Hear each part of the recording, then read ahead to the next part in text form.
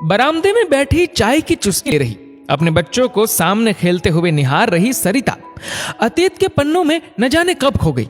कुछ वाक्य उसके कानों में हर वक्त गूंजा करते थे। अरे तू मेरी बेटी नहीं है, मैंने तुम्हें गोद लिया है। हर वक्त उसके माता पिता यही कहते रहते थे, पर उसे कभी यकीन नहीं हुआ। तूने मेरी गुड़िया को हाथ कैसे लगाया?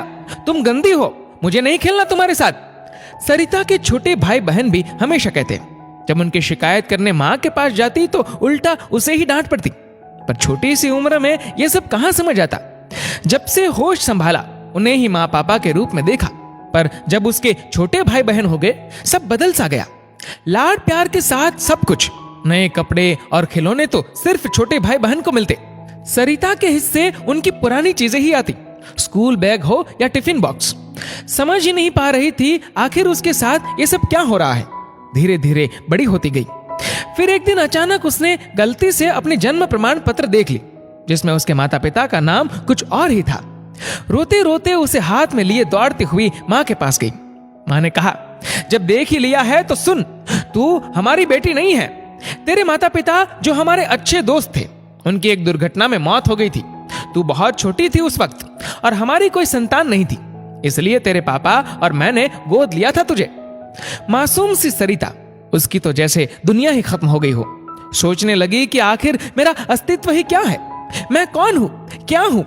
कुछ दिनों बाद उसकी पढ़ाई रोक दी गई, ये कहकर कि पैसे कम पड़ रहे हैं। वही उसके छोटे भाई बहन की पढ़ाई जारी थी। सरिता की 10वीं भी पूरी न हो सकी। कहते हैं ना, अपने कर्मों का फल हमें यही मिलता है। पिताजी की तबीयत बिगड़ी और एक दिन दुनिया से चले गए। बड़े होने के नाते घर की जिम्मेदारी सरिता ने उठा ली। आखिर पालने वाले का कर्ज जो निभाना था, किसी तरह छोटे मोटे काम कर घर चलाने लगी। भाई बहन को पढ़ाया और खुद भी पत्राचार पाठ्यक्रम के जरिए पढ़ाई पूरी की, जिससे उसे अच्छी नौकरी मिल गई। धीरे धीरे सब ठीक होने लगा। भाई भी बड़ा हो चुका था, थोड़ी बहुत मदद करने लगा घर के कामों में। इतना कुछ करने के बाद भी सरिता को अपनापन कभी नहीं मिला। गोद लिया है का ठप्पा जो लगा हुआ था। यहां तक कि उसके घर वाले सरिता की शादी का भी कभी नहीं सोचते। उन्हें लगता कमाने वाला चला जाएगा, पर कब तक सहती। घुटन भरी जिंदगी से बाहर निकल जाना चाहती थी। हिम्मत जुटाकर सरिता ने अपनी मर्जी से शादी कर ली, अपना अलग आशियाना बसा लिया। अब उसके 2 बच्चे और प्यार करने वाला पति सब थे। सब होकर भी जो नहीं था वो उसका मायका। बड़ी तकलीफों को झेलते हुए अपने आप को संभाला था सरिता ने।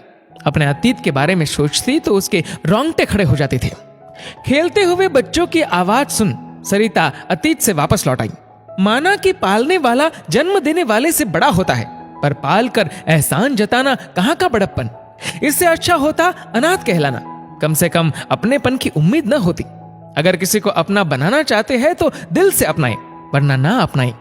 आप सबसे यही प्रार्थना है कि कभी किसी को झूठी तसल्ली न दे।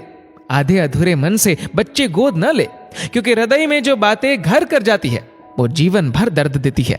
सिर्फ दुनिया की नजरों में अच्छा बनना गलत है, खुद की नजरों में बड़ा बने।